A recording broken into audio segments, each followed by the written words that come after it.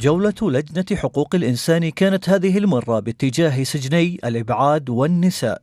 الجولة شهدت إشادات لم تخلو من الانتقادات على النقيض من الزيارة السابقة للسجن المركزي. السجن عموما وايد أفضل من سجن الرجال، مهتمين فيه أكثر.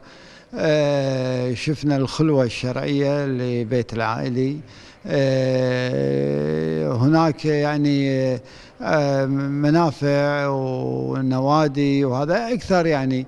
هناك ملاحظة في سجن النساء هو على الإبعاد في نوع من التكدس ما يتحملونه هني، يعني هو طبعا الإبعاد له مشاكله. دور كبير ينتظر اللجنة وأعضائها أشاروا إليه في تصريحاتهم، مشددين على ضرورة معالجة بعض الجوانب الإجرائية. يفترض أن يدعو رئيس اللجنة إلى اجتماع أعضاء اللجنة لنضع ملاحظاتنا ومقترحاتنا، وأعتقد بأننا يفترض أن نلتقي بالمسؤولين الآن بشكل رسمي، وأن نطلب تفويض من مجلس الأمة بالنظر في عدة مواضيع.